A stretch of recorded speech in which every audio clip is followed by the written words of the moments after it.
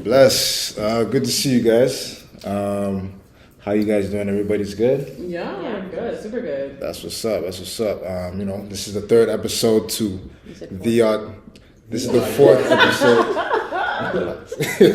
This is the fourth episode to the Audacity. You pay attention, huh? Mm-hmm. The title is for this one, it's The World Was Designed for You to Fail.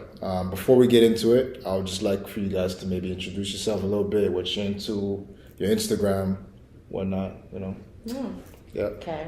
Hi, my name is Keidra. @badgalkey_ on Instagram.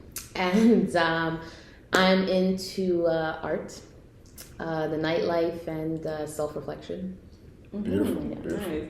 I'm Jahziah. Everybody calls me Jazz. I'm into day trading, anything that has to do with finance, making money, independence, self-help, evolving. And my Instagram is Jahziah, so spelled JAHZIAH, Bakel, BAKEL. Bless. Perfect. I was reading the book The Kabbalion. I don't know if you guys ever heard of it. It's like the Hermetic philosophy. And it was speaking on polarization, like how everything has its opposite and how it works to kind of have both existence, you know what I mean? So you can't have good without bad, you can't have light without darkness.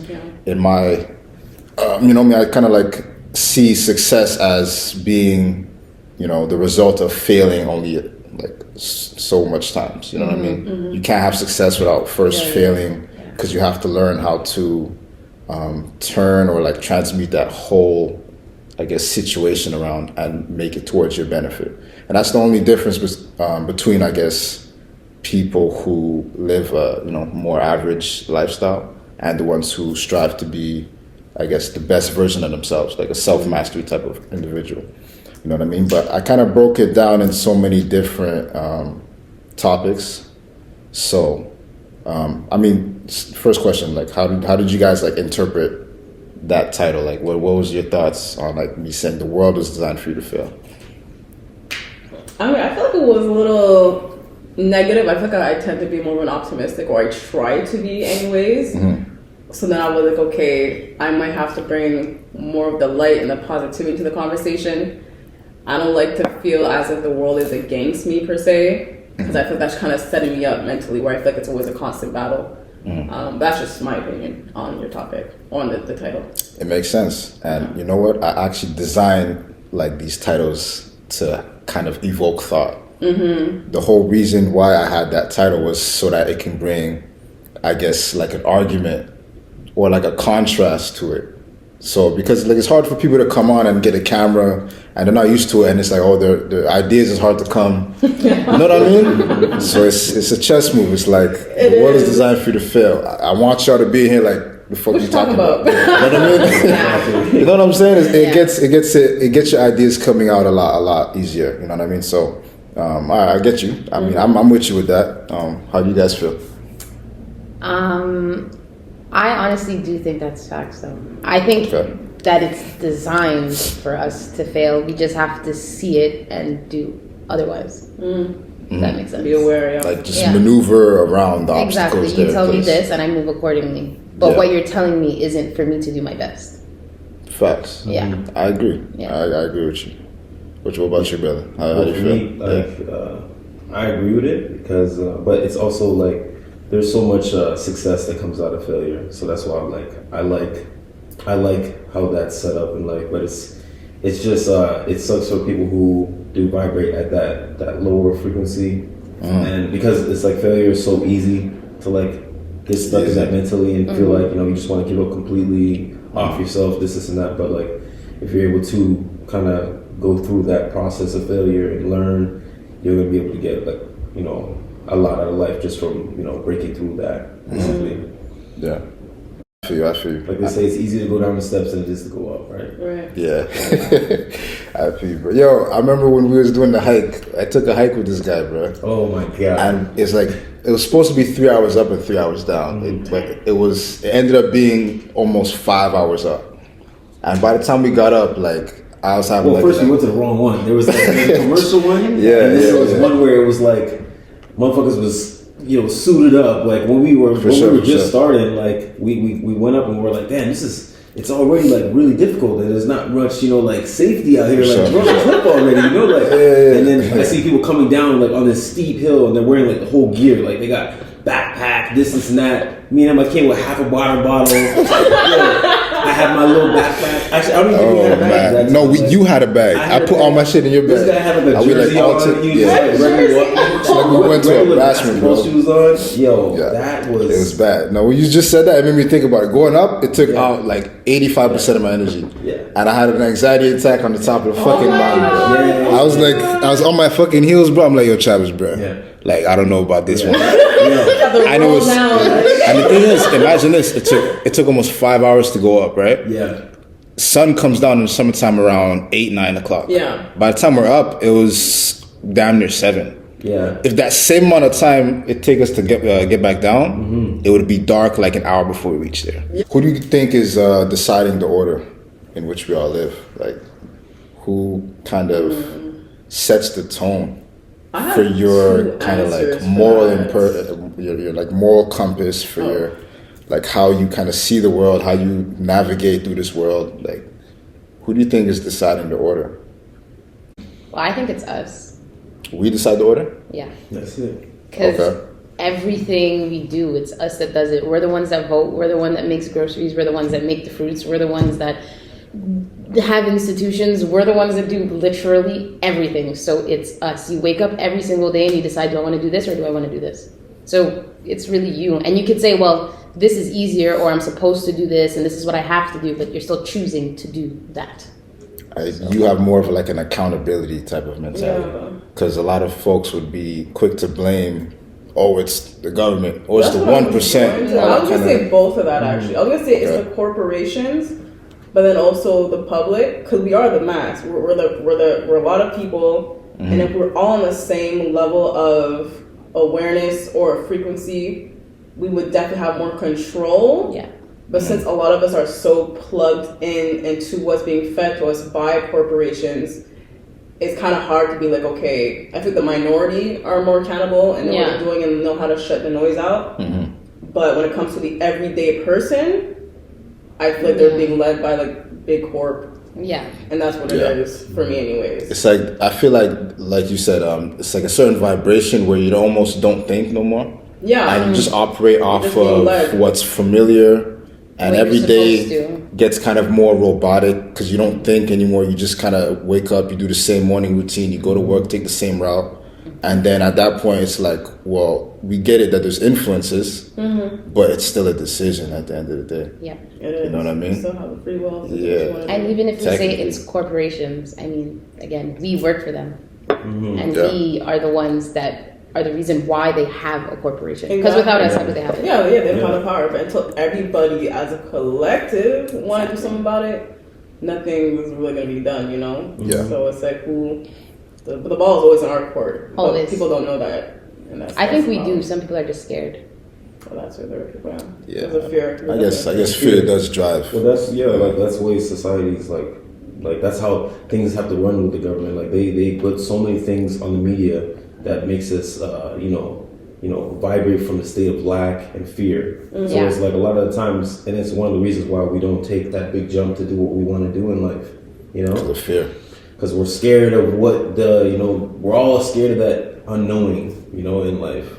And I feel like all your answers are in that unknowing. In the unknown. You gotta really take that risk. You gotta get to the dark side, man. For sure. How do you know? See what's good. You have to go find out. I mean, you don't. You really don't know. That's why sometimes, like even though I did say I feel like it's like corporations that kind of lead you. That's why I try to, shut up noise. Yeah. Like you go on Instagram, social media. There's always so much negative. There's always something. There's always something. I feel like every month there's something dramatic. It's like a distraction almost. You can almost call it like something dies down when something's trendy or something dies down, something else pops up. You know, and then people want to talk about it. I'm like, listen, guys, I got things I need to focus on. I really just need to cut out the noise. Yeah. So you're not like here fighting yourself for things that don't really affect you that much. Facts. Yeah. I'm reading this book right now, Rich Dad Poor Dad, One of the parts that I was like able to like really resonate with was the part where the rich dad was talking about how he's like, it's not about, you know, the position I'm at or the, you know, I'm a boss, this and that. It's not about that. He's like, it's about the you know, how people perceive money. He's like, they let money ruin their lives basically, and this is how the governments and these corporations are able to stay where they're at, you know. And it's because like people are literally living their life based off their emotions basically. So it's like they're scared about not being able to pay their bills, they're scared about not making too much money, not being able to abstain the lifestyle they want to abstain. So that like that vibration is making them always be in that constant state of lack.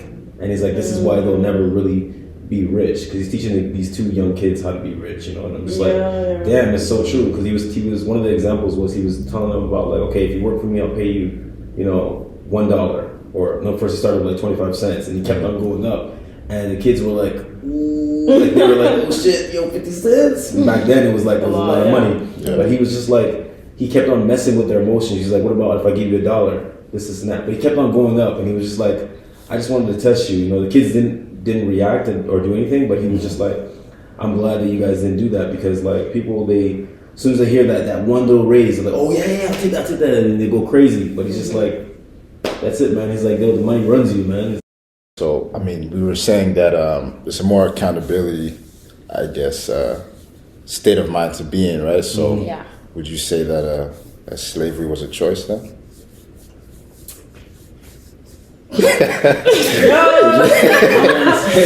Would you say slavery was a choice?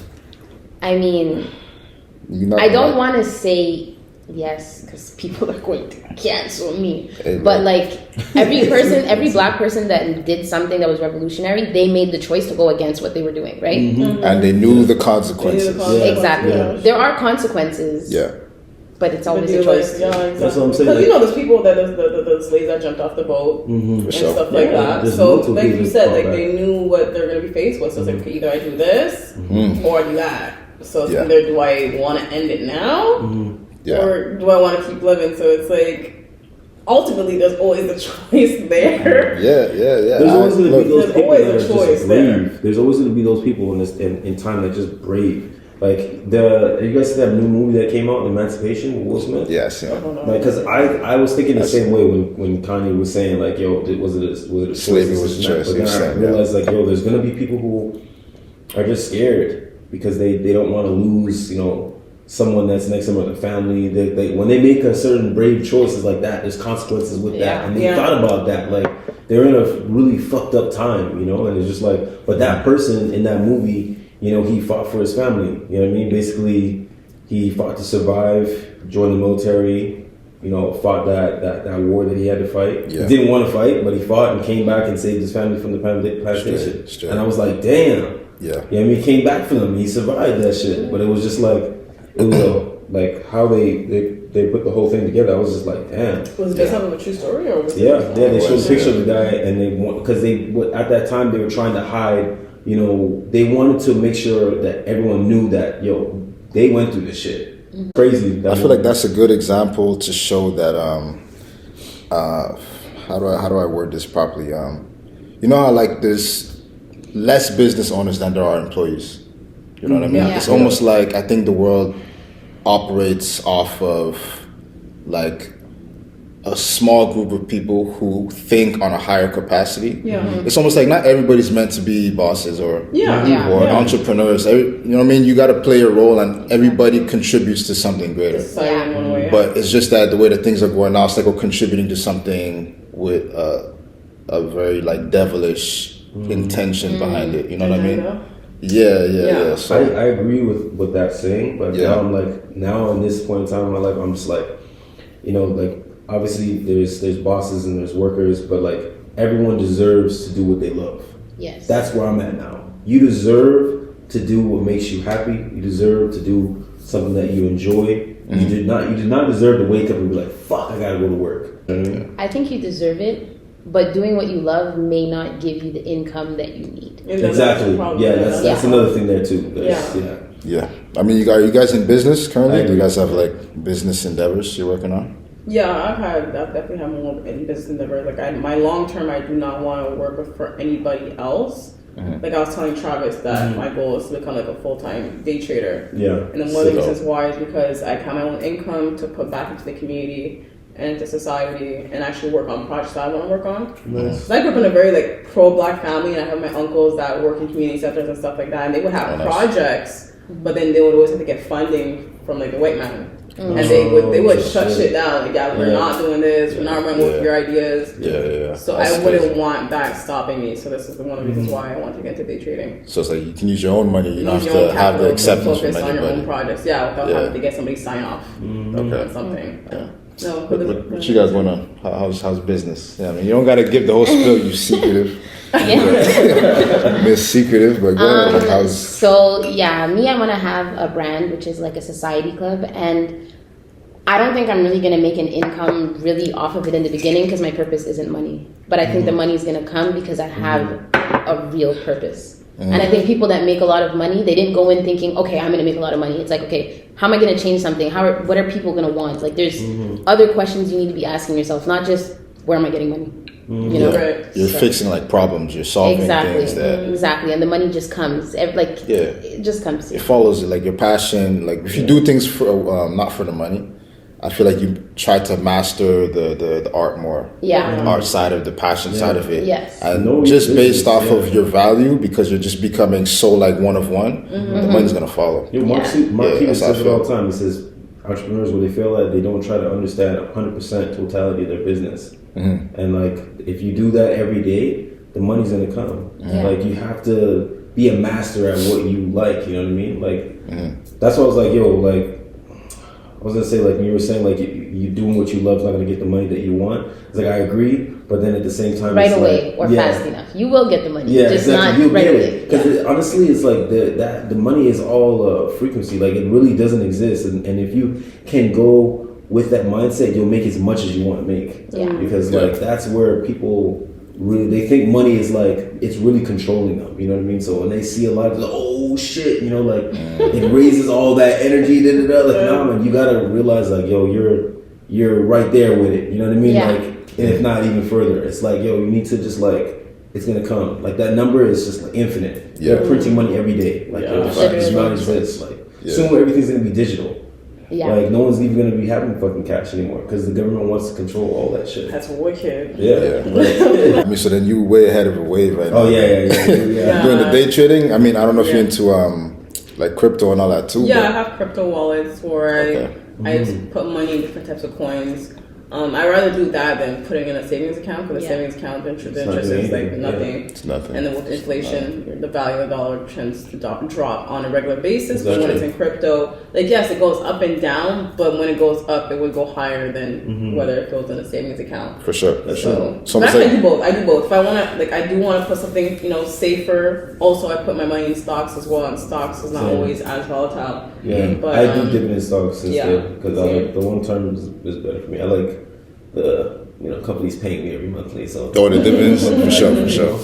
Yeah, people are telling me that stocks is kind of like gambling. Like, is that? You know what I try to do? Just diversify. Like, it's not about putting all your money in one place. For sure. Like, have it in your savings account. Have a portion in the stocks. Have a portion in the crypto and stuff like that. Don't put everything in one place. I just say diversify. Do you guys believe in destiny? Like, do you think like you have your ending set out for you? Do you guys believe in that kind of stuff? Or are you more like you get to create your own destiny? You know, like some people tend to think that God has a plan for us. Yeah. Do you think that's the case? You know what I mean? I'm not religious. Okay, yeah, she Look, I've been very conflicted. I'm like, you guys probably know about the platform called Gaia, right? Yeah. Okay, so I think when you start taking so much information, you question a lot of things. Initially, yes, destiny for sure. But then with the more that I've been able to take in, I understood that, like, of course, we all have free will. We have, I feel like we all are here for a reason. But then sometimes either are we here for an individual reason, like some people believe in reincarnation, and then are you like cleaning the sins of your past to bring your soul to the highest level, or is it to help society as a whole? Is it a group thing where we're all here to do better for the planet as a whole?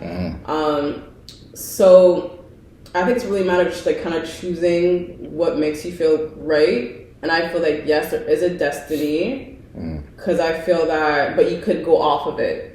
You know, like you have your gut feeling that tells you to go one way versus another. Yeah. And I feel like if you're trusting your gut, I feel like we're here for a reason to do something. It's like it's really up to you. We just don't know that reason. We just know what it is. And I feel like the more you connect with yourself and cut out the noise and stuff like that, and everything's aligned within yourself, you kind of connect to that. And I feel like after a mesure, by default, it ends up not just doing good for you, but for other people as well. I don't think we're just here to chill and do what we want to do on that side. I feel you. I feel there's more of that. I mean, every civilization that rose and fell, they all had that, I guess, want better mentality. Yeah. And I think that's embedded in us from whatever. You could say God, or you could say the universe. It's embedded in us to just build and get better. Yeah, I think it's almost like a survival thing. You know what I mean? Like, I definitely feel like there is something greater, you know what I mean? That's hard to really comprehend.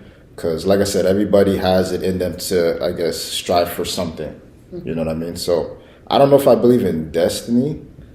It's kind of hard to, like, pinpoint what that even means, you know? Because, like, if I have my ending written out for me, then it would almost contradict me even trying. I don't, you know what I'm trying to say? Like, it's hard for me to even like put it into words. But I don't know if I believe in destiny. Man. I'm not sure. I'm with you on that. I don't believe in destiny. I'm so I just feel that there is. I'm not sure. I'm conflicted.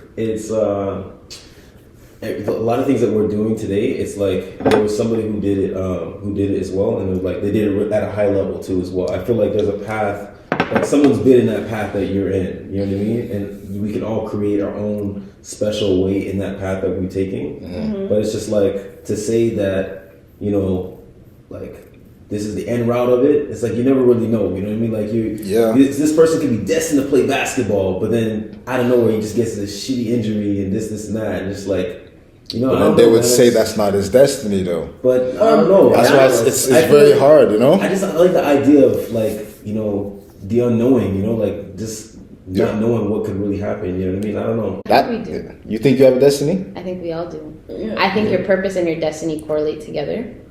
Okay. And you finding yourself helps you find what your destiny is. And like you said, if you go and you play basketball and then you get injured, maybe your destiny was to be a basketball player, but your purpose has something to do with that. And maybe it has nothing to do with you. Maybe you're helping somebody else fulfill their dream, or you're helping somebody else look at you and be like, okay, I'm going to be a basketball player, but I need to remember that maybe I can get injured. And that could change somebody's life.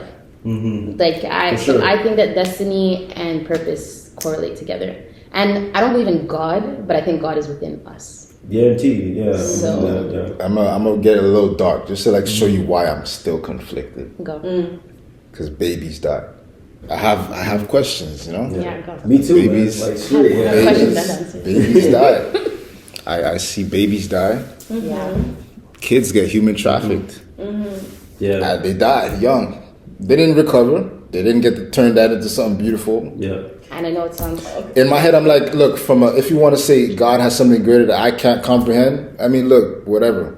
But like from my standpoint, how am I supposed to put that into like context? Well, it's more than to what you're able, like your human brain could understand. Because like people that believe in like reincarnation, they say that we chose to come on this planet to live a certain experience. So if you came in to have a certain experience, and that was. If I was maybe to die at a very young age, to live, because they say when you're reincarnated, you choose the souls you come back with.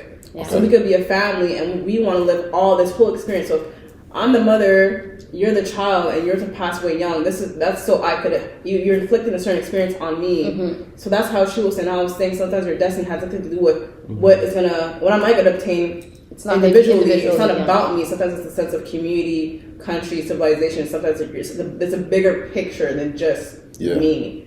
Okay. So they chose the person or the soul they wanted. Yeah, exactly. So it's like when you're reincarnated, you're reincarnated, like people that you're related to or your friends, they could be people you've been hanging with for generations, for eons. You know, oh, that's why it may feel like you met somebody before, but you didn't. What about for like gay people?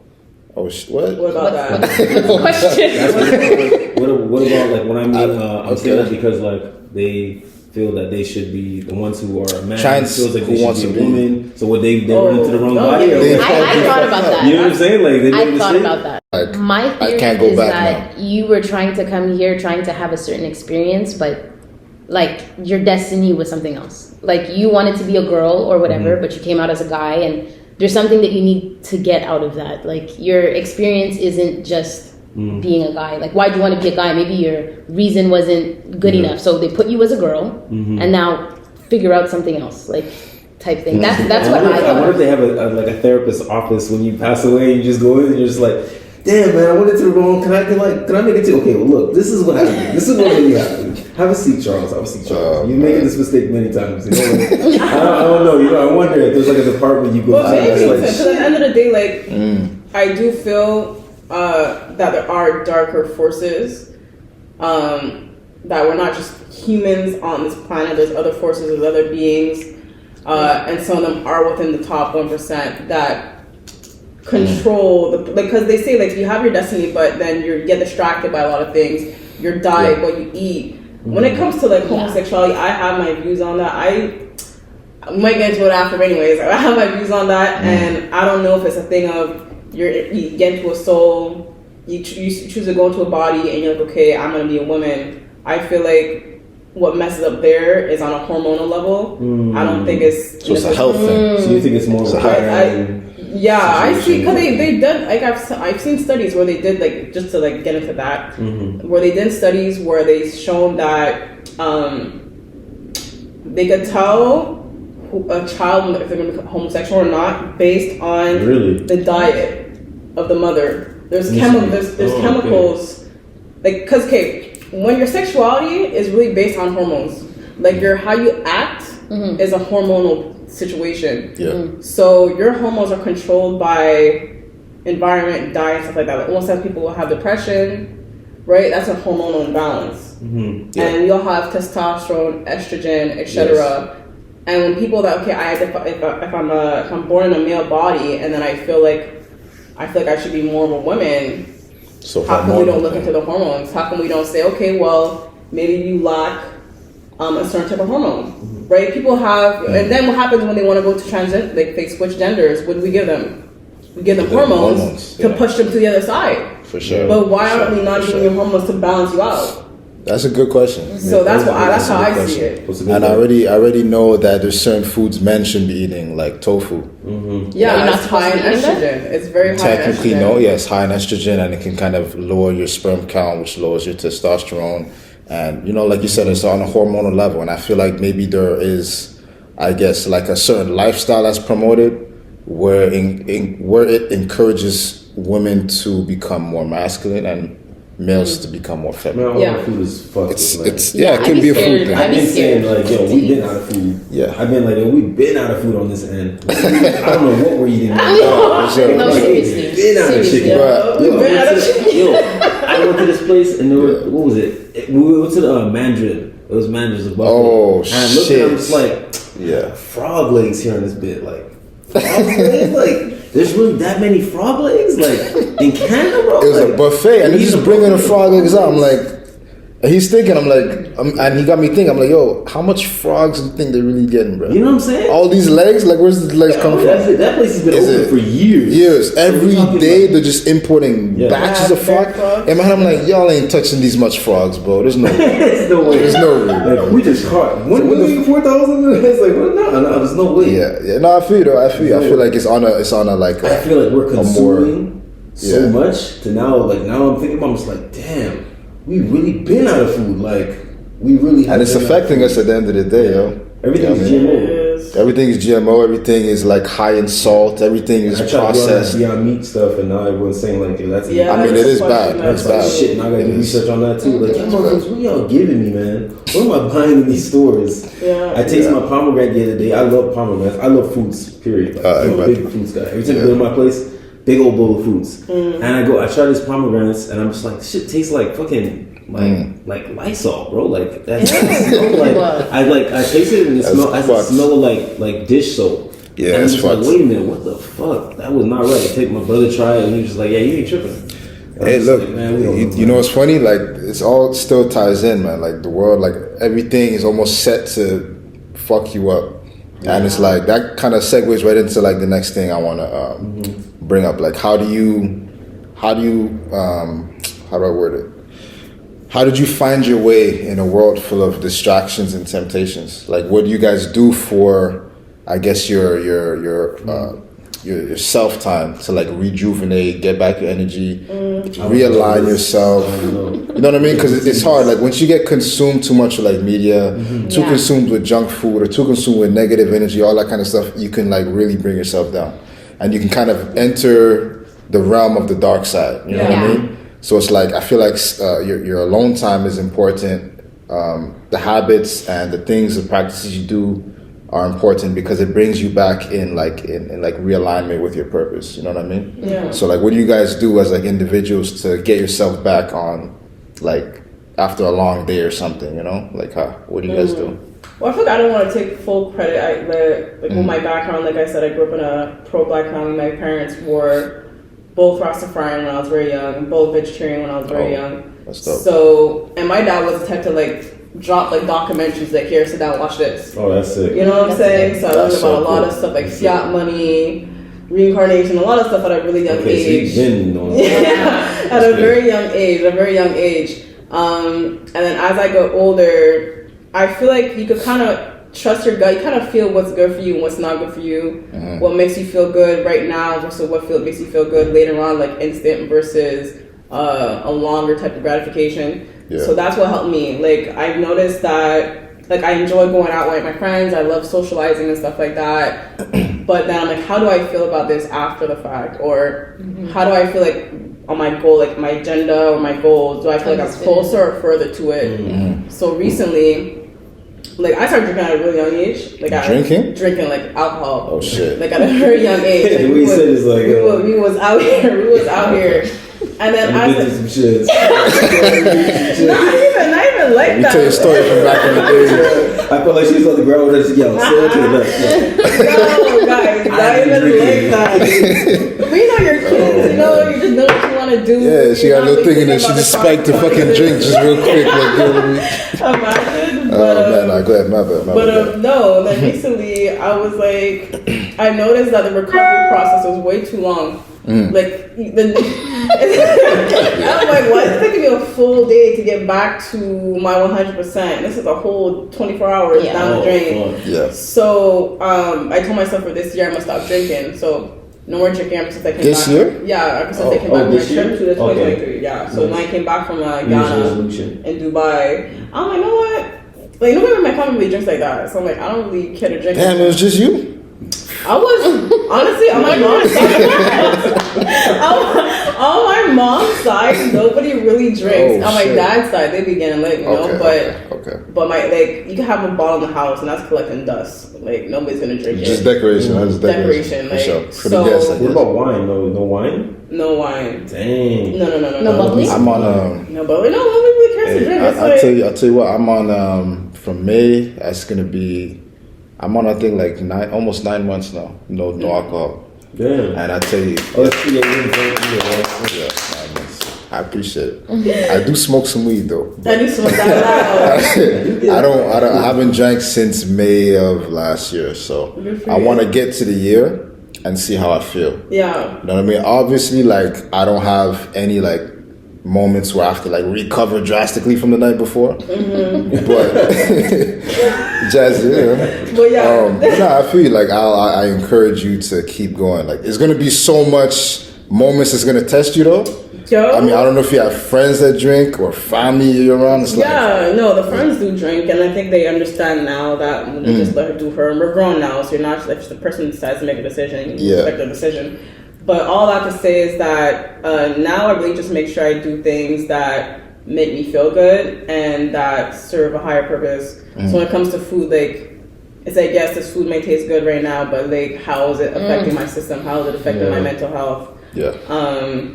Like the smoking, the drinking, like, yes, I'm gonna feel good right now, but how is the liquor affecting my brain? How is it affecting my fertility in the future? Yeah. So like, I've always been a person that like, I tend to be somewhat calculated. And yeah, and I like to be a sponge. So like what I like to do to like on my free time is we just take in information, understand why we think the way we think, why certain things affect us in other ways. Learn more about the brain. Like I really like, we're talking about Dr. Joe Dispenza earlier. He's a neurologist. Yeah. So it's like just understanding shit, understanding why we're here. So that's what I like to do on my free time. Yeah. And then work out and take care of my body. So you know what's cool that I heard you speak of is our relationship with food, right? So majority of the time I see people, they eat whatever, and it's almost like they like how it tastes. But I kind of have this like philosophy, right? You have to love what loves you back. Yeah. So if I'm loving a bunch of food that only serves to my detriment, it's like it's a one-sided relationship. Yeah. So I love something more than it's giving me love back. And that's kind of how I started looking at food, and it helped me kind of transition to being a pescatarian, right? Yeah. So I've been 2 years now, going on 3 with no red meat and no chicken. So for me. Yeah, beautiful, bro. Beautiful. No chicken either? No chicken, no red meat. Oh, so pescatarian as well?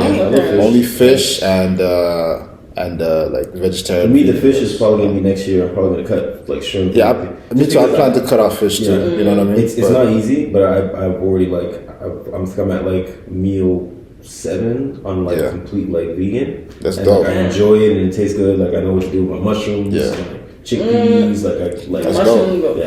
takes a lot of shit. Yeah. But look, like I was saying, man, it's like I feel like if you implement that with most things, then you will learn to have a better relationship, and you will redefine what it means to love yourself. Because now you're actually looking at it from the standpoint of me giving love to what loves me back. It's going to transmute to like how you see like men or women, or how you interpret how they're treating you. You know what I mean? With food, and it's like a recipe for like real self-love in a sense. You know what I mean? Yo, when I go, I'm more aware now, because when I go to a restaurant or anything else, and I'm like, I really like try to like feel the whole energy of the place out there. Like when I go into, I'm just like, yo, he's not having a good day and he's touching the food, I don't want to eat it. Because I'm not sure, because I think about like, just like with sex, like sex is a transfer of energy, right? And like if you're dealing with someone who's on that demonic vibration right now, you're going to take in all that. You're going to be like, damn, why am I sad this week? Like, what did I do? I'm happy, you know? But then like, you realize like, who you just slept with, that motherfucker was having a bad month, you know? So, I have a story for that. Yo, like, I have a story for that. I think about that in the food, so. Before you get started, I just want to hear your part though. Like what do you do in like your self time? Like what do you do to like get back to yourself after like a long day or a long week? And fight the temptations. Yeah, and fight the temptations. Yeah. I like to self-analyze myself a lot. Okay. That's what I do. So I kind of just go home. I journal. I note down my patterns, and I try to move according to that. And you guys are talking about drinking and eating. First of all, I eat like trash compared to you guys. Trash. You said you got self-awareness, so at least you're aware about it. Yeah. And I don't drink anymore. Well, I allow myself bubbly sometimes, but I think that plays a really big part in how your day goes, period. Okay. Period. Alcohol, and your temptations, So I don't drink. I self-analyze myself. Self-care. Like a daily routine, like a facial routine. Do you guys meditate or do yoga or anything like that? No? Yeah, meditate and do yoga. Okay. I need to do that. Yeah. You know, you guys are making me realize that I feel I do a lot of self-analysis, but I don't focus on physical. I don't focus on nutrition. No. And I really just focus on like the brain and like behavior. I don't focus on the rest though. Yeah. Really? You guys are really making me. You don't focus on rest because you sleep at like 5 a.m. What are you talking But to be honest, the only reason why I was more focused about food is because I was aware of how food was affecting me. Like, I'm aware of it. But then you see what I did is that I realized, okay, this is how I eat, and now I'm very cravings. I have to eat what I'm craving, and if it's bad for me, I just don't eat, and that's really bad. Well, that's like when you're able to control that. That's when you really know who you are. Like that's like you just said like one of the biggest things that you got to deal with right there. It's the cravings, and once you like, if you create any type of like system where it stops you from making that decision right then and there, then that's like that's a little victory right there you have with the body.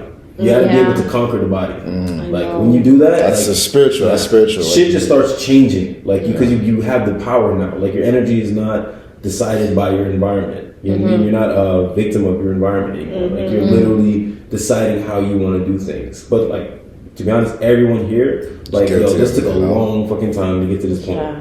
And there's I still just so turned much more to 31, go, like, bro. yo, Yeah, that was it's so always, much. it's always a challenge. Always a It's challenge. Perfect. every But day. conquering what you eat, Yeah. conquering your cravings Yeah. is like a battle that like That's a big one. there's two things I feel like is hardest. Or like I'll get personal. There's two things I feel like got a strong hold on me. It's food and it's pussy. Yeah. So, Can't even lie to you. Strong hold. If I was notice- not expecting that. I was like, Look, what? I'm just being honest.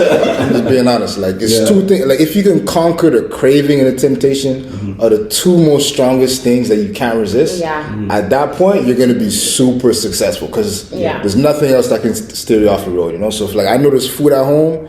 And it's like, oh man, I'm home. I know there's pussy at home. I'm coming home. Like, you know what I mean? It's like it's two things that like people really struggle with. Let's be real. It's sex and it's food. Let's be real. You know what I mean? Like men, sex is like it's big. Like it's a lot of men are single. Like you can travel 2 hours just to go to Ottawa just for some pussy for the night. Yeah. It's like you're just caving into your cravings when you could. You're caving into your cravings when you can practice sexual transmutation, which is kind of holding back that energy and transmuting it into something greater. You know, going to the gym, putting energy to the gym, Yeah. putting it in your business. You know what I mean? But like most of the time, people cave and they fold under pressure because mentally they don't have that type of like resistance. You know what I mean? And the brain is So- like a muscle, so you gotta practice. So you gotta practice. You gotta practice. I have like let's say 3. I'll say pussy's up there for sure. Food, but also managing my the words that I say and my thoughts.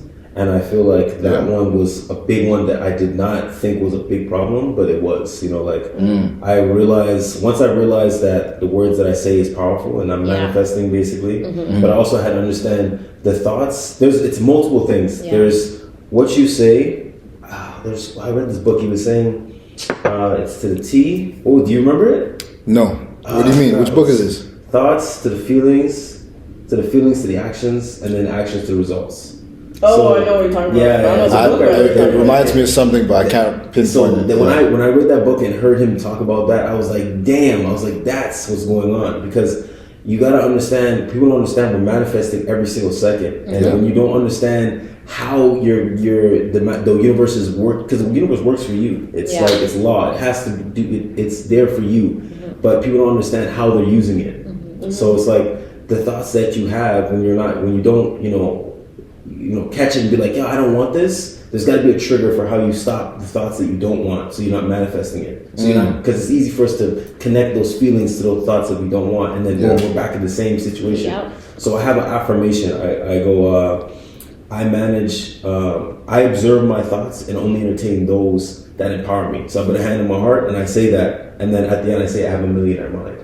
I point to my mind, and it's like that. And I always go. There's a thing I do. So when I have a thought that I don't want, like if I'm driving and I'm like, oh, I don't want to get pulled over, like I just go, thanks for sharing, no thank you.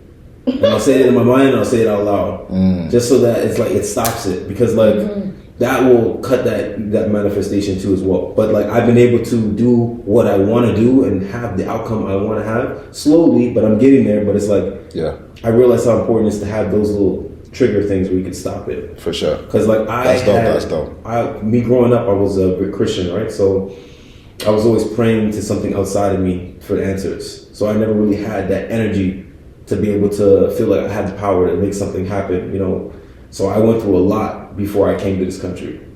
A lot. And I feel like that's why it took me a lot of time to be able to get an understanding of that. Because like once I was able to get out of that religion and be more spiritual and understand and meditate and understand oneself, that's when I was like, damn, like I got some work to do. Like you start taking more accountability. Because a lot of shit was happening that I didn't want to happen. Like there's a lot of stuff, and like I didn't know how to like deal with it, But I realized like, damn, like once you have that time with yourself and you're able to basically, take that full responsibility for everything that's happened. Like you're like, oh, I've manifested a lot of the things that's happened in my life. Yeah. The majority of the things that happened in my life. Then you're able to understand that you can control shit now. But it's only when you take that accountability where you're like, this shit, you know, and it doesn't have to be everything. Like, you can't control someone, you know, passing away that you love. You know what I mean? Yeah. But there are those things that I'd say with yourself that it's like, boom. Yeah. Because I know somebody will be like, yo, well, what about, you know, my mom or this and that. It's like, no, it's everything with yourself. Yeah. Like, you've manifested this thing, so now you can start with, now I have control. And then it takes out of the victim mentality as well. Exactly. Yeah. People thinking of the victim and I hate that shit. everybody Yeah. else. So it's like, I don't give a There's damn. there's no real growth in that. If you blame other people, say, okay, so now what you gonna do about it? exactly. You know what I mean? We're just talking about the mind, right? I kind of read a lot of, I guess, not really self-improvement books, but I find a lot of strength in reading history books that kind of tie into like African lineage, right? Yeah. Because I kind of see how those civilizations were able to build like things that sustained all the course of time. So I find power in that because I'm like, I come from this, you know what I mean? So that's kind of like a self-development book to me, you know? I do a lot of like audiobooks or podcasts. So that's kind of mainly where I get a lot of my knowledge from, right? And I kind of learned that everybody who has something great about them, or people that are in that bracket of like the one of ones, they made excellence a standard. So, I mean, what do you guys like? Who do you guys like look up to, or who do you find like a lot of guidance from? You know, from the people that influence you the most. Like, who's people that you would say you would look to, and it would, I guess, empower you to be like something better than yourself? I don't have an idol, but I admire people. Well, I guess they are my idols though. Okay. But I don't like look at their lives and whatever. There's certain things about them that I take and like I really like. Taraji P. Henson. Okay. I love her independence. She also does show me that it's gonna be hard finding a man if you keep acting like that. Oh my God. But yeah, I definitely really love her independence, and I like how she, you know, she has her own or whatever. She knows what she wants. She doesn't settle because that's what people say. Like, she's just like, this is what I want. Although in Think Like a Man, she did settle for the guy, but it's because she actually loved him. Anyways, no, she did. She did. I would say Cardi B. Hold up. Because you want to know why? Sorry, my bad. You want to know why? Yes. Here's why. Yes, for sure. Because she doesn't care about Maalik's opinion or Travis or Jazzy. She doesn't care. She's just her. It doesn't matter. You're right. It doesn't matter. Definitely. And I admire that about her. for being real. Exactly. Yeah. Being herself. Being herself. Regardless of anybody. That, I love that. Yeah, maybe you don't like it. She's loud. I don't. You had something to say. You had something to say. I needed you to explain. That's it. I'm glad. Thank you for letting me explain. I don't have, I don't judge. I think it's important. I always say to anybody that like any of the young barbers coming up, or anybody that I teach and stuff like that, I always tell them greatness comes from greatness, and you have to find someone who's doing the thing that you love at the highest level, so that you know where to start and you know where to find your own lane. So I have a lot of idols that I have. I have well, in barbering, I have a few. I have Morano is one of the guys that I went to go take that course from. 19 Keys, the guys from Earn Your Leisure, who else? Will Smith in a lot of ways. Denzel. You haven't heard that? Yeah. No, I have another one. Oh, you have another one. The one that I actually saw you don't like, actually. Brother Polite. I don't like. Who don't I like? But yeah. Who don't I like? Andrew Tate. Andrew Tate? That's your role model? He's not my role model, but I do admire him. You like Andrew Tate? You know Yeah. what? That's good. I like him. I mean, I like Andrew Tate. And I think that... I just didn't expect to hear it from you. That's all. Yeah, that's why I was like, No, Cardi I B do. to Andrew Tate. I'm like, who are you? I don't... I didn't like him at first because on the media they put little clips of him that he just says things that make him seem like a bad They're person. trying to lock him away right now. Yeah, So they're but I watched him on Fresh and Fit actually, and I was like, this guy's actually dope. Like, he actually has a lot of sensible things to say, and to us it's like, okay, like, it's just weird because no one's saying it. Did you see the podcast with him and with Brittany Renner and stuff like that? I saw that they did one, but I didn't watch it. That one's good. You'll like that one because she was like really going into like talk about like, yo, my situation's kind of like fucked. Like, she's looking for somebody really to went help like her, the though. victim route with it, but I know she was just like wanted answers and. I didn't know because she was talking about Andrew Tate. I was surprised. And then, anyways, I thought you actually didn't like him. why didn't I like him? Because someone replied, you made like a story and someone said, you said like free Andrew Tate and then you said you were being sarcastic. Well, because he's supposedly a human trafficker. Supposedly, So I'm that's the like, word. supposedly, if he is, I'm not actually wanting to free him because Do you believe he is? Sorry? No, I don't believe he is at all. I don't know. I wasn't there. Allegedly. I don't think I so. don't want to take a stand, to be honest. 'Cause I it's think something masculine men very, are like dangerous at this time right now. Like they do not want a masculine dude Yeah. or alpha. They do not want that shit right now. They rather have The complete control of all men. They rather have this like women and this and that. And women Yeah. play the man role. They Yeah. rather have So that. how does he make his money? What do you mean? Andrew How does he Tate? make his money?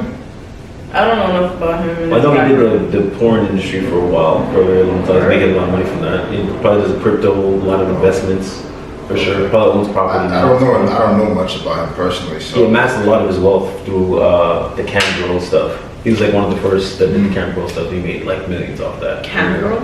Yeah, like he had like he broke down on this story Fresh and Fit. He was like he had like 5 girlfriends or whatever like that. He told them about them doing this idea with being on camera and this and that. And like what was it? What was it like? 5 3 of them left or something like that. 2 of them left or shit. I didn't see He was a that. boxer, like a famous boxer. Yeah, I saw that Yeah. part. Him as a boxer. Yeah. You guys realize that human trafficking is taking someone and they're doing it against their will. I don't think, even if he's doing something, I don't think Yeah. the girls are doing it against their will. Yeah. That's I hear you though. I hear you. That's right. My thing is like, there's no way he's a human trafficker and he's putting himself so live on platforms like that. It gives too much Exactly. like incentive to go check you out. Yeah. You know, I don't think he would be that stupid, but we all kind of have our own experience dealing with men and women in relationships. How this kind of ties into the title, "The World is Designed for You to Fail," is because I feel like relationships aren't working in the way that the typical man or woman are dealing with it. It seems like marriages fail more than they succeed. Men aren't happy in relationships. Women aren't happy in relationships. So why do we keep doing the same thing expecting a different result? It's clear that it's just not working. Yeah. Right? No. It's clear that it's not working. The relationship, it's not that the relationships don't work, it's the people in the relationships that are not working. That's the problem. I think we're supposed to have unity with the opposite sex to evolve and to survive. So it's not about the relationship, it's about the people in the relationship. Okay. And like you were saying earlier, that the women tend to be more masculine now, the men tend to be more feminine now, so we're not operating in our roles. Roles, And what that's the are our problem. roles? I hate the what they post in media. I just want to know. I think it's the media though. There's nothing. It's the media. It's No, I think people make It's it a look big like part. there's something wrong with roles. We have roles Yeah. for a reason Yeah. to operate and properly. You can't just be doing what you want sporadically. Yeah. You're here for a reason. You do what you gotta do. You contribute where you're supposed to contribute, and that happens to be a role. And there's nothing wrong with that. I think people don't like the idea of feeling confined. And there's nothing. It's not a prison. A relationship's not a prison, right? Being a woman, certain things that come naturally to you as a woman isn't a prison. The fact that I can't do what you can do, there's nothing wrong with that. I don't want to be a man. I like what I can do as a woman. So when it comes But to a lot of being, people don't. A lot of women don't see it that way. You know? because Yeah. I feel like I feel that women deep down, they do want to do what we talk about when it comes to women roles. I feel like it's been so. I feel like they feel like they're better if they look like their counterparts. Like if I could compete with you, you have more respect for me. Okay, well, I think that's what it is. and that's the problem. Like, because men do not care. No, you see people say that in the podcast. But listen, let's say women say, I want to be able to stay home and take care of the family and hold down the house. Right. And then some guys might be like, well, I can do that, or why would That's you want to very- do that, or what that's do not I get out of material. that? That's not. It's a very small group of guys that would say that they can take on that better than a woman. What, a house role? Either Like they take it on housewife? better, or they feel like it's not enough. Like, no, you need to go do what I'm doing out here to make you be valuable. Because then if you're doing that, that means you're not working, you're not bringing in no income, so they don't see that as valuable no more. And then if women feel like, okay, well, that's not shown as value, that means I gotta do what you're doing because you think what you're doing is more valuable than what I need to do. You know what I'm saying? You know why it's hard is because, I mean, men want the stay-at-home wife and whatnot, but to be in a bracket of financially stable men, you have to really be like 5% like of the top earners. That's fine. And what are the odds that every man is going to strive to be that? Care of, yeah. So that's a in conversation. every relationship, there should be like complementary aspects of one another. You know what I mean? So you got to compliment her; she has to compliment you. But the idea that men should be the only workers is kind of like it's killing men on a stressful level because now they feel like they should be this and that, and they don't amount to it.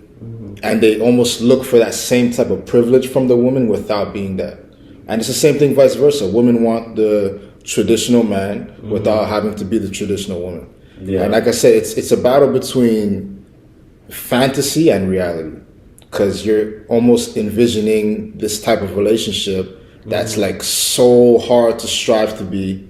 And you want the same results without putting in that same amount of work. You know I have what a I mean? question. Yeah. Is a guy or a girl supposed to be a provider? Like, is there one or the other that's supposed to be the provider? The man is supposed to be the provider. He's supposed to be? Yeah. I believe that because that's the traditional way. So I feel like that's like the way we function as men. Yeah. So do you think providing is like the male role? Like that makes you more of a man? Like it's providing? Yes. Yes. Yeah, I have to say it is, and like you said, and I think that's naturally what men want to be able to do. Yeah, I think it makes you But guys then feel it's like good. what you said, Yeah. the reality of it is okay. Maybe they can't do it, but if they could, they would want to. They would want to. Yeah, So that sense, sure. the desire to do that, they want to do it. So it's the other conversation of okay, they want to do, but can they do it? Yeah. So I do feel like yes, that You is the can. As women, would you respect your man less if you made more money than him? role. I would like to say no. You would like. Yo, it's trying to be as possible. Yo. It's like, as soon as I registered that, I just. That was a nice way to say no. That was a nice way to say hell no. No, Said you because would I'm like- very. Why don't you say no then? No, because I was very okay. I think Okay. it should be equal. Like I don't want you to be one up and feel like you have to do everything. But like, if you want to be perceived as more manly than me, then you're gonna need to do things that are more than me. Okay. Because then, if we're on the same role, then what's going Yeah, on? I mean, you guys could still be equals, but not be the same. You know what I mean? Like me making more money doesn't make me more privileged or more worthy of anything more than you. Because like a woman and a man complements the relationship in different ways. I feel like my experience dealing with like my friends and whatnot, when I speak to my boys, I feel like majority, like damn near 90% of the time, everything that we do is for a woman. So it's like that type of power too from a woman's side. Yeah. It's like you got to acknowledge that there's a reason for that. But then, if I make So- more money, am I not the provider? I would feel like I would lose respect. But you see, I wouldn't lose Do you respect. have You less? are the provider. If you make more money, you are the Yeah, provider. exactly. So But it's like Yeah. it's the thing. subconsciously, you do lose a little respect for the person. I'm just trying to be real. okay, Or that's- you don't just, you don't have It's as like, much it doesn't really respect. matter. You It's know what I like, yo, mean? if she's the provider, she's gonna lose respect to the man. It's like that relationship for me is not gonna hold up. To be honest, it's like that. It has to be the man that provides. It just has to be that. It's just that's the way we're programmed. You know, and, Like and women are protector, meant to like. For me, like, Yeah. traditional No, woman I is the one that's meant to multiply whatever I provide for her. Yeah. So whatever I give her, she multiplies. I give her a home, she makes it a house. Yeah. I give her A house, she makes you know it what I mean? a home. I give her the finances to run. She multiplies it. She just multiplies what Yeah, she I'm runs doing. everything else, Yeah, yeah. that's why I say it's good to have a woman who complements what you're doing in life. And you And the man has to said lead. you basically said that you find that women are masculine and guys are more feminine, right? So if I take on more masculine stuff, then I'm just gonna be more masculine.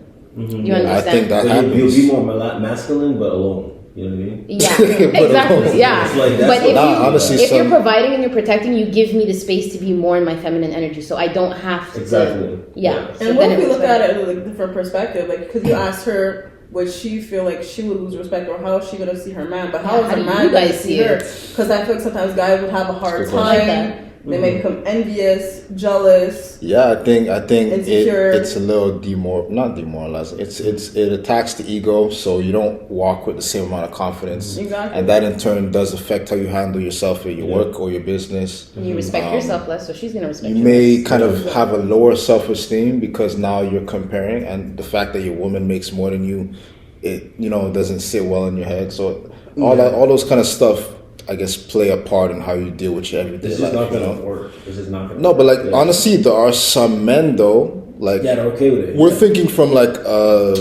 I guess like a more masculine, more side of things. for the But guys that can handle that. I mean, there's some women that actually would rather not have to make less than their man, and there's some men who's like, oh well, I don't really care, I'm still gonna. It's I was like Never that. work out. But I I was feel like like I think it's like a defensive mechanism. Like, I think you've been in an environment where you didn't feel safe with a man, and you think a man can take care of you, so then you took on that role to take care of yourself.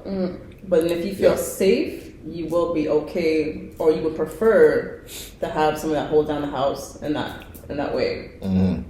I hear you. I mean, look, on an economic level, I'm studying a lot of, I guess how men and women dealt with each other back in the days. And we were talking about this before we started the show, and I said we were going to get into it. So, economically, right? Nowadays, inflation's through the roof, houses Yeah. cost a bunch, you know what I mean? So I feel like, me having 3 people in the household would make a lot more sense financially. 3? 3, as in you got like 3 girlfriends? I mean, you want a kid and your girl? Like, is it 3 girls or a kid? You, your man, and his two wives. You see, I knew So he was talking 4. about other shorties. You said, I'm not talking about kids. oh. I said 3 in the household. A man and 2 women. A more polygamous sense. Do you So think why does that it would make make more sense sense? economically? Get into that. You got 3 different incomes in the household. You got 3 people It'll catering definitely to make each more other sense. So emotionally. would it be okay So if it's I not- had 3 husbands or 3 boyfriends? And Do you want 3 husbands or 3 boyfriends? I'm just asking a question. I'm answering it by asking you a question. I don't think you want that, and I think there's a reason why. You know what I'm saying? What do you think my reason is? Well, I mean, okay, look, let me tell you this. You talking about respecting a man a little less because he makes less less income than you. How much would you really respect a man if he can share you with another? Facts. I'm just asking. If it's in your nature, do you? I just feel like if you put everybody in the world, you say, okay, I need a woman on this side who wants more than one husband, like generally wants more than one husband, and the men who want more than one wife, there would be a lot more men on this side and a lot less women. Because we have different roles to play. You have different, And the values. I guess, different. values, and we're just kind of like wired in that way. We come more from a polygamous nature. I'm not encouraging it, saying men should be polygamous, because like I said in the last episode, men will just fuck it up and they won't know what to do. They can't even deal with one woman. How are they going to deal with 2? I'm just speaking like on a, financial side or economic side, emotional side. I wouldn't want to be in a polygamous relationship to help with finances. Yeah. Like to help bring more. Because if that's the situation, it's because you need me for money and to pay the bills. It's a benefit. It's a benefit. It's a benefit. It's not the reason. It's a benefit. So it's not really love. It's just the benefit. it's a financial aid. I mean, do you want a broke dude? Hmm? But he's broke without me. That's what you're saying. Yeah, this is the thing. Right? Look, This is the thing. yeah. I'm like, that's what I'm hearing. It's like inflation, That's rent. hilarious. I'm like, okay.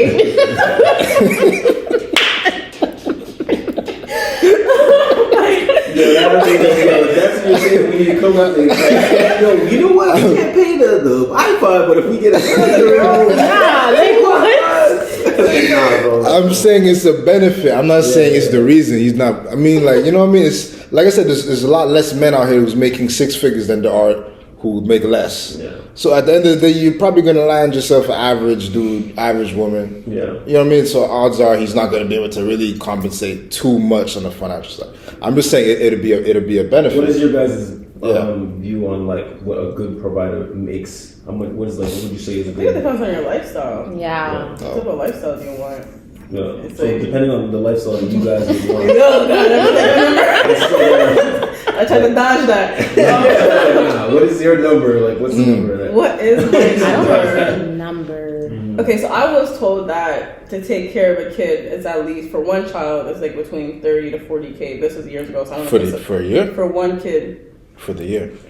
I guess for the year. That's a good question. I'm not sure if it was for the year or not. Okay. So then to be able to take care, let's say me, the child, and himself, we're looking at a minimum of like 60K, like at least over 60K. Okay. He's gonna have to make more than 60K. Yeah. Yeah, he's And probably gonna that's have to make like at exactly least. That's enough for a big family. Like 60K is. I mean, It's not bad. by yourself or like both No, of you guys for are like- making For 60K? two Just people one and a person child. making 60K.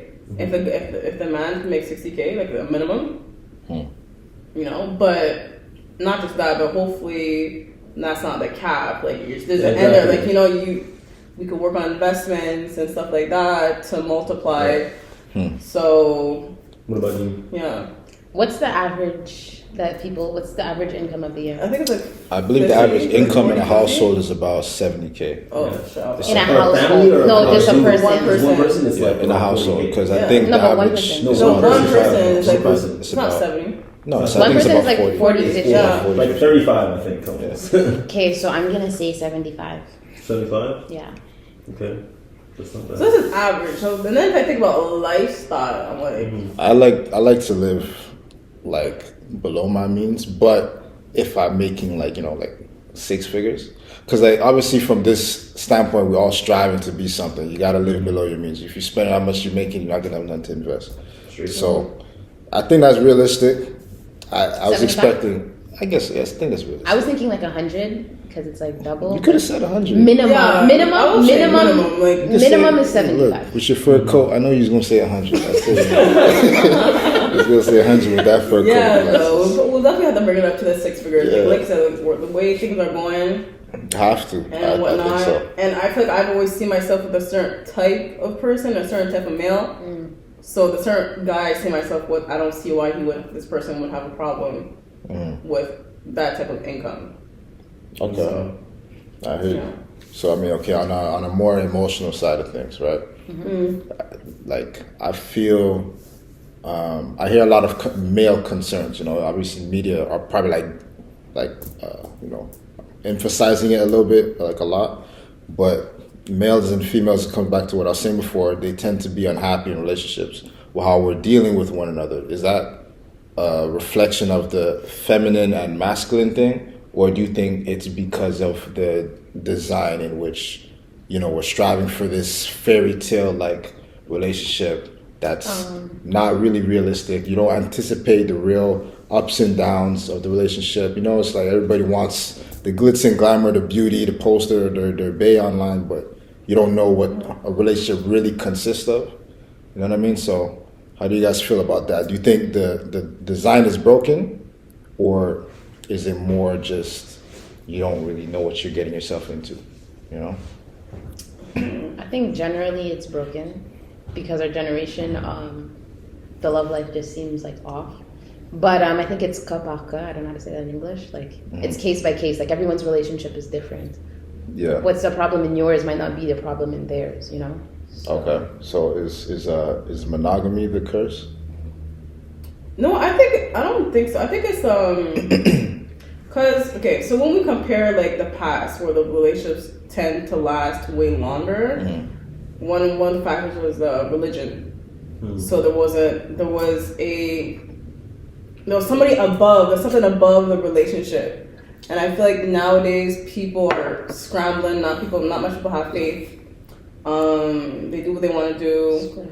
Scrambling, you know what I'm saying? Yeah. So I feel like if you see something above you and your relationship, and there's a higher calling, there's a purpose, you could get through the hurdles. You're gonna go through the challenges. You're gonna do the work to make sure that I'm benefiting my partner's benefiting me.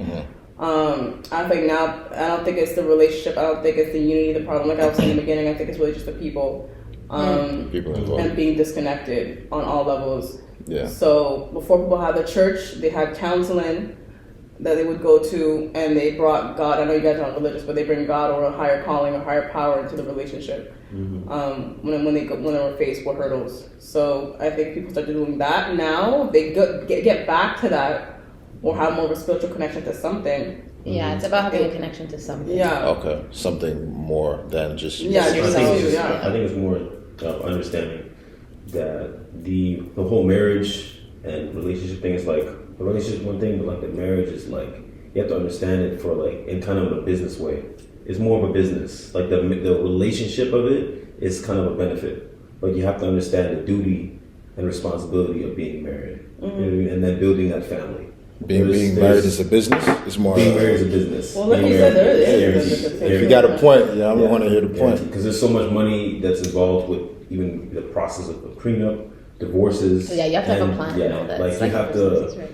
And if you don't do it right, man, like we all know, like the way the system is now, it's literally, you know, all the way towards a woman's side. So like a man can literally work his ass off and do all these things, and then once it comes down, she's like, "You're not really giving me what I want." Divorce, the man loses everything. For You know what I sure. mean? So it's just like, damn, I thought this was just a relationship. It's like, nah, bro. Like, no. It's like, you love me. Nah, ain't no regular split up. There's money involved and millions of dollars. I It costs think money to, I think the design is a little broken though. Why It is is. it broken? Yeah. Like, what about the design is broken? Well, look, this is the thing for me. Like, just having a design gives me like the incentive that there's going to be people who strive to go towards one side of things when they don't even understand themselves. So it's not like I say monogamy is trash is the reason why we should go to polygamy. I'm saying the concept of monogamy is a little bit unrealistic, if you ask me. Monogamy? Yeah, the concept of it. Not, For a man. What about it, though? No, for males and females. Okay.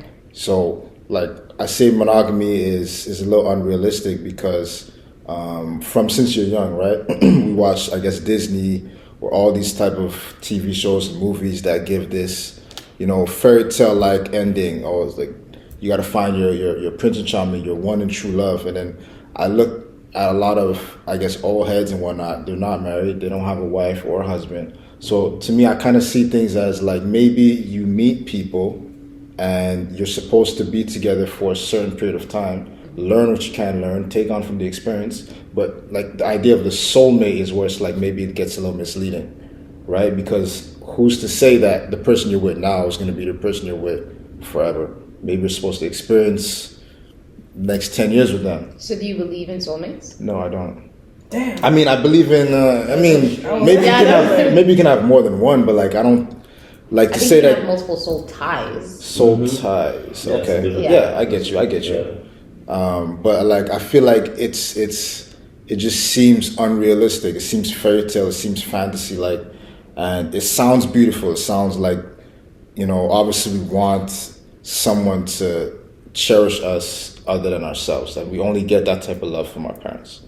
That unconditional love is unmatched. When you get it from your parents, your mom, your father, it's unmatched, you know? I think a lot of it has to do with how you're growing up. I feel like it's like your relationships are going to work based on the success you've seen growing up with your relationships. You know what I mean? Like if you've seen your mom and dad have a successful marriage, like obviously they went through their ups and downs, but if you've seen that structure growing up all the way through, 9 times out of 10 you're going to end up following that same type of... You know what happens too sometimes? Mm-hmm. People tend to stay and in relationships and put up and tolerate a bunch of nonsense because they feel like they should be together forever. Yeah. But that's also why it gets a little misleading. And also I see it as like a lot of women tend to be in competition with one another. Like, I don't understand that. And I feel like that also comes from monogamy. There's more women than there are men. So the concept to me is like, oh, well, if you had a good man and these other women are, you know what I mean? All these women tend to be in competition with one another. Somebody gave me the analogy. He's like, yo, look, you guys are probably going to laugh, but I found it pretty dope. He's like, yo, look, if you guys had a wedding, right? And there was 100 women there, right? But there's only 50 pieces of cake. Like, what are you guys going to do? What are you guys going to do? Like, are you just going to have one half for 50 or are you going to have, you know what I mean? What do you feel? What's the We're solution? cutting each slice in half. Yeah. Okay. So there's more. You see where I'm going with this? What? like yo, like Pretty that. much you would separate, cut the cake into smaller pieces. All right, so now you share the cake. Ah. There's more women than there are men on this earth. Some of y'all gonna be lonely, but you don't have to be. You can split the cake Yeah, in you half. could just be a piece of someone else's pie. You can have. I got your way. Look, it's. I feel like this. I go by logical consistency. What do you want to be the? But that's why I said monogamy is unrealistic for men. Why is it unrealistic? Okay, well, why not for women as well? Because if you have multiple wives, if she goes with other guys, it's okay? For me? Yeah. No. Is it okay for you? What? Exactly. So monogamy is She's more. right. It's not a benefit. It's not so much more of a benefit for men as it is women. Because y'all going polygamy. polygamy. Yeah. That's better for men. Why is it better for men than it is for Because women? you just said it. I can't just go and maybe yes, women aren't programmed to want to just go fuck guys. Yes, okay, I understand. But if I go and I do it, it's in the wrong. But you could just sit home and be like, hey Sandra, yeah, get me a beer. Oh, this one, yeah, come rub my foot, and it's fine. It's a mindset though. I'm not thinking of it on just a sexual type of benefit. I know, and that's fine. But I'm saying it's more beneficial for men. I disagree. I agree. So what is beneficial in that for a woman? What's benefit? Okay, well, let me tell you this. How many times do you wish that your man can just understand you emotionally? Or how many times do you wish that you don't have to say anything because you just like to be understood for the things you go through as a woman? Mm-hmm. You know what I mean? There's a lot of disconnect there from having this type of reliance on a man when you can have from a sister wife. You know what I'm saying? Or I mean, it could be a I friend. have friends. I mean, look. But like at this point, I feel like you're just bringing up the negative sides of monogamy. There's a lot of beauty in having a long-term relationship. There's partnership there. There's so much you get out of it. But I feel like the examples that you brought up was the fact I feel that like your people bond get is stronger divorced. too if you're just with one person. Sorry? I feel like your bond is stronger if you're with just one person. Okay. I think so. I don't know. I haven't been with multiple people. Yeah. No, I mean, I'm not. Multiple wives. You have the same emotional. Yeah, you have the same kind of love for all of wives. them. How I don't. I've never been in a polygamous relationship, so I don't necessarily. From what I've seen, there's always the main one. The one that's been there the longest. Yeah. And then she's the one that picks basically who the sister wives are. Yeah. The consorts. I guess it can work different for anybody, but my whole thing is that like I like to see things for what it is. Like for me, it doesn't seem like people are happy, and it doesn't seem like they were ever happy. Because if they were, that's what I'm trying to say. There's a whole feminist movement that came from feminism did not come from that. Feminism came from the government because they wanted a woman to go to work to be able to and get that's money how this masculine versus off of feminine them. That's where feminism yeah. came from, not from women being unhappy in the house. You They think just want to work. They want women to work because, like, listen, there's a whole group of people that are not making money off. That's why they bring the women to work, and that way they got the kids out the house to go so then the government be more can teach the influenced kids. by the government. Exactly, it had nothing to do with it. So then it goes back to the traditional side of things: men being the providers, women being the stay-at-home wife. Is that beneficial for women? Yeah, I feel like you're in your feminine. Yeah. You're in your You're feminine. Okay. And you're learning more about taking care of your home, your kids. You're having more control on what your kids are learning, what they're taking in.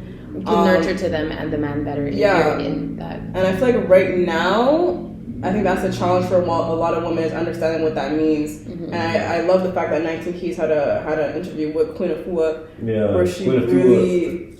I'm going to have to watch this podcast. Really got into it because I feel like women are now slowly connecting more to the femininity, but they don't know what it means. I think right now we're at a superficial level where we think it's like, okay, we'll speak in a certain way or look in a certain way and take care of yourself. Yeah. The beauty, yes, there's a beauty in it. The beauty, there's a sensuality of it as well. But there's understanding how to take care of your home, how you cook your food, how you keep your family healthy, what you teach in the household and stuff like that. That's what I originally said. Like homeschooling comes from the mother. Where it comes from, because your home is your temple. So really just turning your home into your temple and then learning that. So I like that interview because it taught me more, and I felt so much pride, and I felt so much more comfortable able to vocalize it. I was like, I'm telling people like, yeah, I want to be a stay-at-home wife and whatever, but they're like, what does that mean? And guys are like, well, what are you doing at home? What are you even doing that's so great? You know? Yeah. But you don't know what to say because you don't know what it is. But you ask a lot of women like, yo, what? Because they want to be married, this and that. Like, yo, what makes you feel like you deserve to be married?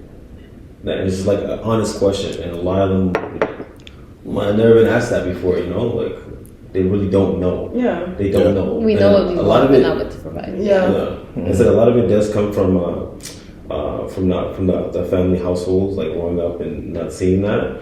But I feel like it'll come naturally for them being the right wifey type, just by you understanding the true power and essence of your feminine side. And it's like there's so much power there, so much information there, just basking in that, and you know, and just you know, being in that, it's like a man's gonna just like, yo, Yeah. fuck with that heavy, man.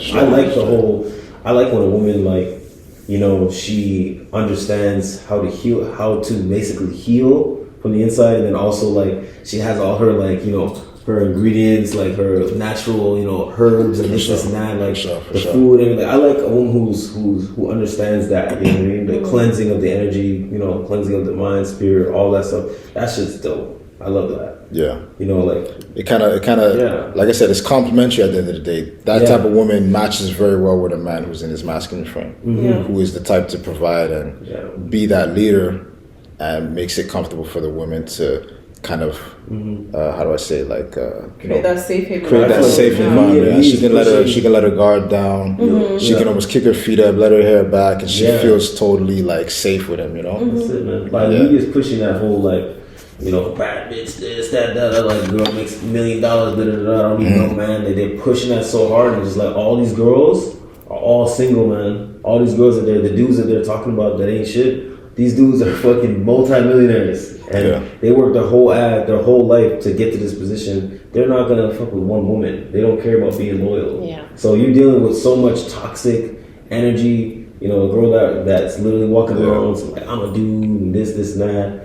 And they're just like, I don't know why these guys ain't shit. And it's like, no, what you're attracting ain't shit. You know, like it's just like that's what we're seeing everywhere. Like, I hate when I see pictures of like the rappers and stuff like that in their relationship, and they're just like on the beach or this and that they're doing. It's like it's blessed, but I know what they're doing. They're trying to say like this is the picture perfect relationship, but we all know ones that posting your relationship every day like that. You guys are probably the worst. You know, you have the worst relationship period. If you have to show people that this is what your love is, basically, then there ain't really no love there. Yeah, you know what I mean? Like that's just I know you're seeking validation. That's just fake. Just to say, I wasn't pushing, necessarily trying to push the negative side of monogamy. I was offering a perspective to make you think about it, so that we can take it into consideration when we, you know, think about like if it's broken or like what's beautiful about it that maybe we start off course from, you know what I mean? Because there may be like a few screws missing, you know what I mean? But I feel like there's beauty in everything. Monogamy, polygamy, like anybody can sit here and, you know, I guess say the negative shit about whatever. But my question about polygamy, or the societies or the ancient civilizations that would do it, it wasn't everybody doing it. It was somebody of a certain status that would do that. For sure. Like it's not every person in the tribe. I would agree completely. Like it was a lot of you have to go to these tribes, man, these indigenous countries where they're like, and see these people who do have these multiple wives, and you know they have these big families, this and that, and they're happy as shit. The dude ain't got no money like that, but like this is just how it works in their tribe, and they're happy. Yeah, but it's like a different type of setup for them. But it's like for me, I feel like people have to go and see that, and then also try to take from that. If you want a polygamous thing, you have to go where that shit exists. You know what I mean? Like you can't just say like. You know what? It's a little confusing for me too. Still, like bringing it up again is that like you said, for men it benefits us, and then we say for women we think more on the monogamous side. So I'm getting the notion that, you know, men on their masculine side have the capacity to be, and women don't. So that's why, for me, naturally, it's almost like I'm listening to this, and it's like, okay, so women want to be with one man. Men want to be with more than one woman, and both could happen. You know what I mean? Not from my side. I'm just saying, like, from what I'm seeing naturally. Yeah, right? It's an observation. Yeah. It's just an observation thing. So I don't know. That was one thing that kind of made me think like I do agree with you though, too. It is the higher status. The higher status. We always say like it's like if you don't got the money like that, you ain't gonna be seeing multiple like your options. I mean, it wasn't always a capitalistic society neither, though. That's true. You know. I tapped into spirituality after like my last relationship, right? So after that whole breakup, I was in like a whole depressed, anxious type of state of mind. And it wasn't God or religion who helped me kind of get back on my feet. It was just finding more comfort in myself, like turning my vision inward, looking at all of the stuff that I did wrong, how to correct it, get into with spirituality, this, that, and the third. And that's kind of how I turned that negative into a positive, right? Mm-hmm. So how do you guys feel that religion and spirituality has an effect on these people? And do you think that there's one better than the other, or is one, I guess, serving to more detrimental result than the other? Because I don't like religion. It doesn't fit well in my brain. And I look at all of the stuff that happened in the past and all the bloodshed tied to it, and it seems to me that it's very like overclouding, and you're not really looking at the overall effect it has on its people. So I promote spirituality as opposed to religion, right? But I want to know how you guys think. Religion is the most divisive thing that could ever happen to this world, to be honest. And the person who brought it, it's like they did take it from, the source, and that source that they took it from was pure and did have balance, and that balance was, the choices of spirituality. But like religion, you have over 10, you know what I'm saying? They have over 10,000 different religions. And the thing is like every single one of them, they all say they have the answers. They all act like they have the answers. Their God is the right God. Yeah. And you have that Pacific culture that that's like that religion came from, and this and that, and it's just like. And just like with us saying, with those each different religion saying, like, they have the right answer, you should come to this, you convert to this. It's just like, it's the most divisive thing ever. It's like, who's banging what? Like, you know what I mean? We're all supposed to be praising this one same God, but we have 10,000 different things. Yeah. But it's just like, and the information is so, regurgitated and all over the place, contradicting. So it makes you question, it just makes your perspective on life it's so like one-sided in a lot of ways. Like I always said when I was Christian, I felt like I was living life with blinders on.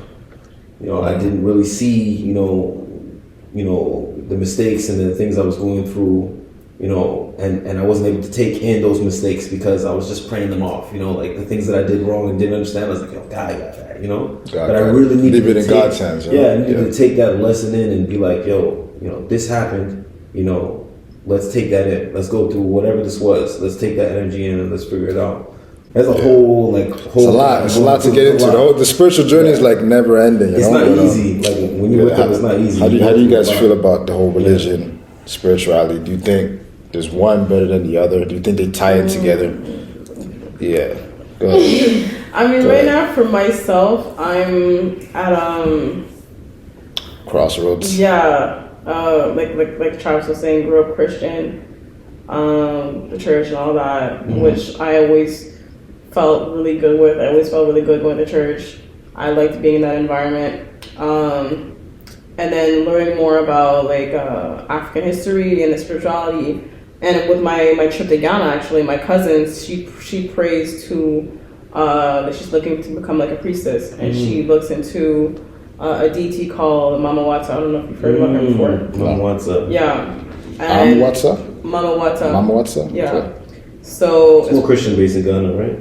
It's like it is, but a lot of like the West, like Togo, Benin, like they do follow like their own spiritual path. And she was getting into that.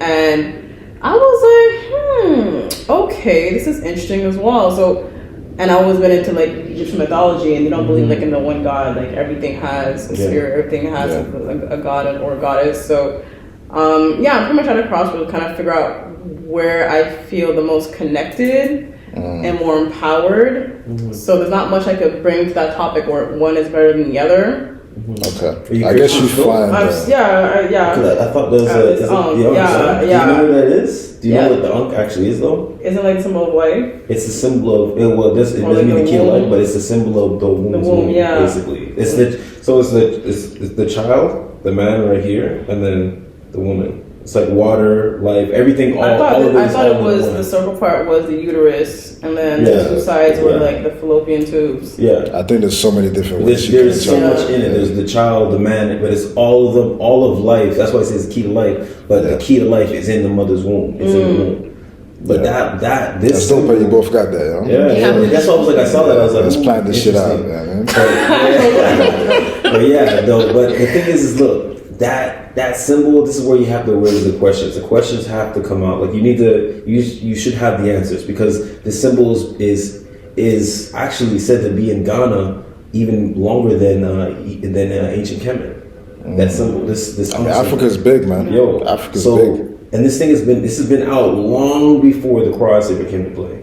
Yeah. So it's like you need to know, like, why did this mean something so much? Yeah. And where did this whole cross thing come from? Mm-hmm. It's like that's when you're able to like really see like where did the power really start from? For sure. You know what I mean? You gotta know, because doesn't matter how many religions there are. Yeah, they all came from African history. Period. And that's what I thought about Christianity. Like I remember me and Maalik had the conversation one time because he saw me I forgot what I posted. Yeah, I probably came from. I think I posted like a Bible you put a Bible verse. And I came was from like, quick. what the hell? I was like, oh my god, Maalik, look up for me right now.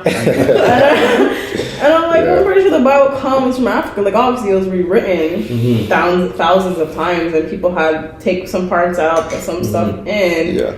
But I think there's always a link to one place. Yeah, like there's destruction in the translations and how it kind of got tampered into the wrong hands. Yeah. But where it originated, I see like a lot of beauty in it. You know what I mean? Mm-hmm. Kia, how do you feel about spirituality, religion? Yeah.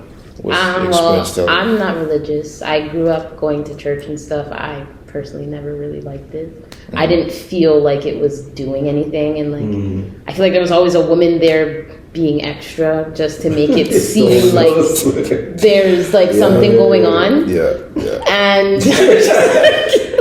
I'm just like I don't know. It just seems like it's all like a game, and then you go to church and you're giving people money, and it just. To me, it's just a thing to control people. It is. Because you believe. You don't even understand what the word religion means. It means to bind. What are you binding? You're binding the mind. To the book.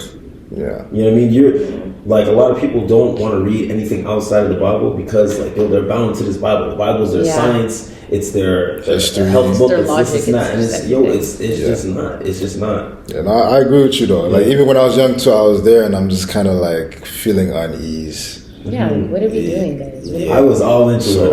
I drank. I know it's I put extra sugar in the Kool-Aid. I was the guy. They called me preacher man when I first came here. Pastor Travis. I held the Bible all the way through my whole life, growing up in the hood. Like anything I went through, it was like Jesus saved me, this and that, until I really started to realize who is this deity I'm really praising. You know what I mean? And is he really sought out to protect me, or is he actually the enemy? You know what I mean? You gotta understand. Yeah. So what do you like resort to then if you're not? I'm spiritual though. You consider yourself spiritual? Yeah, I do believe in that because I believe in energies. I believe in all of that stuff. And I don't know. That's just what I'm into. I don't know much about it though. I do think that if you don't believe in nothing, you're easily just lost. Persuaded? So I believe in spirituality, and that's why I do a lot of self-analysis, because I think that God is within us. Thank you once again for coming on. You guys offered Thanks for having us, man. Thanks for having us. You offered very powerful perspectives, and just like I do regularly after an episode, I learned a lot. You know what I mean? So Me too. Yeah, man. I appreciate you guys. Thank you for coming on an episode. Maybe we do it again one day. You know what I mean? So amazing. Yes, sir. With that being said, be quantum. Take care. Bless. Peace and Black Power. Bye.